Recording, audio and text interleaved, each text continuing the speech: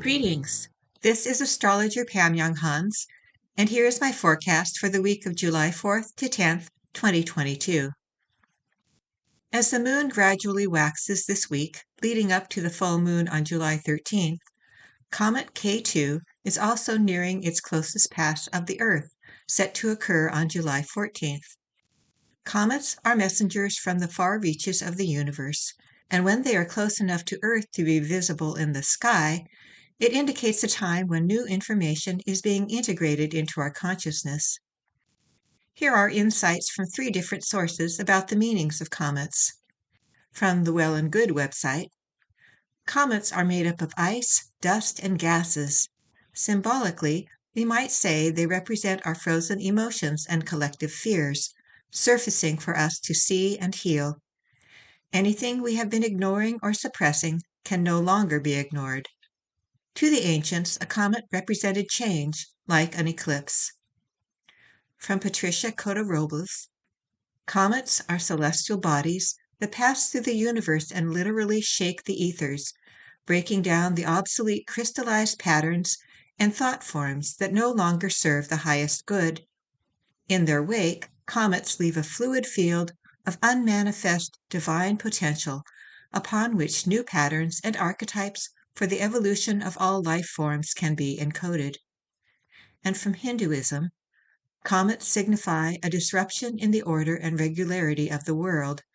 According to some texts, a comet portends the death of an important person. When Comet K2 was discovered in 2017, astronomers reported that it was the farthermost active inbound comet they'd ever seen. Comets are mostly rock and ice, and usually become active when they are warmed by the sun. But Comet K2 was already active in 2017, when it was between the orbits of Saturn and Uranus, and thus very far away from the sun. The energies of Comet K2 will be strongly woven into the impact of next week's full moon. This is already a highly significant event due to the moon being conjunct Pluto, square Eris, sextile Neptune, and trine Uranus and the North Node at the time of the lunation. More on this in next week's journal. Here is my list of the important daily aspects that are occurring this week, along with my brief interpretations of each. On Monday, Mars enters Taurus. Mars will transit Taurus from July 4th to August 20th. During these weeks, our actions are guided by the tortoise, as in slow and steady wins the race. We are motivated by a need for security and comfort. If we do become angry, it may be expressed primarily in stubborn resistance or quiet brooding. Also on Monday, Mercury enters Cancer and then sextiles Mars. Mercury will be in Cancer for about 4 weeks, until it enters Leo on August 4th. During this time, our emotions have a strong effect on our thoughts and words. With Mercury sextile Mars today, this is a good time for communicating with empathy, but also with directness. On Tuesday, Venus is semisquare Mars. This minor aspect indicates a conflict between the need to connect and the desire for autonomy. On Wednesday, Venus is sextile Chiron.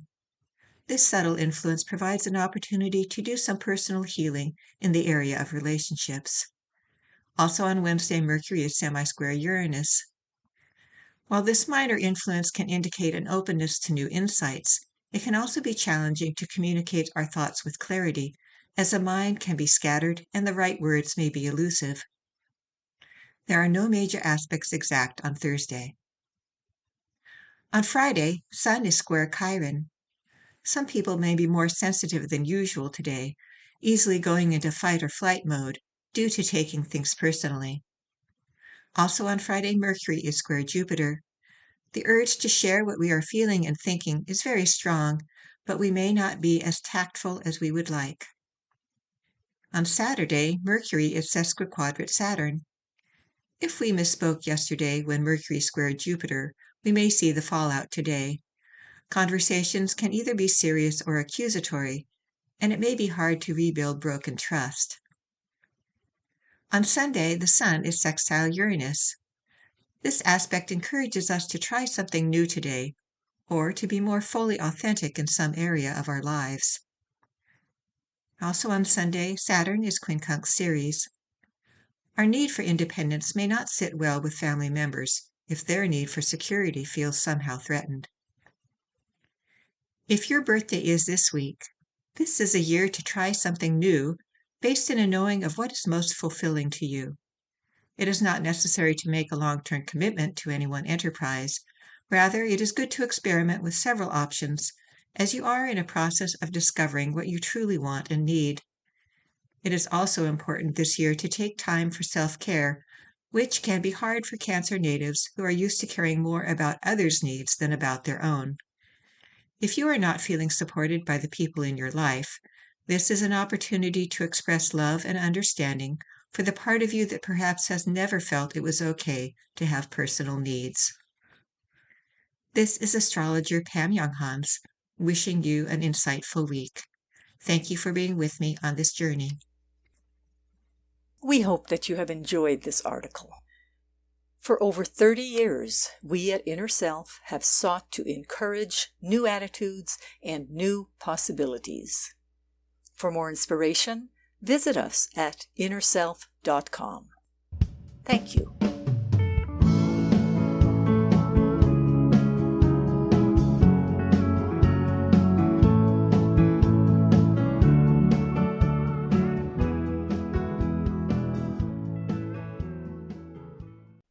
Visit the Inner Self Market for new attitudes and new possibilities. You'll find inspiring books, wonderful music CDs, audiobooks, card decks, candles, jewelry, gifts, all kinds of wonderful things. Visit us at market.innerself.com.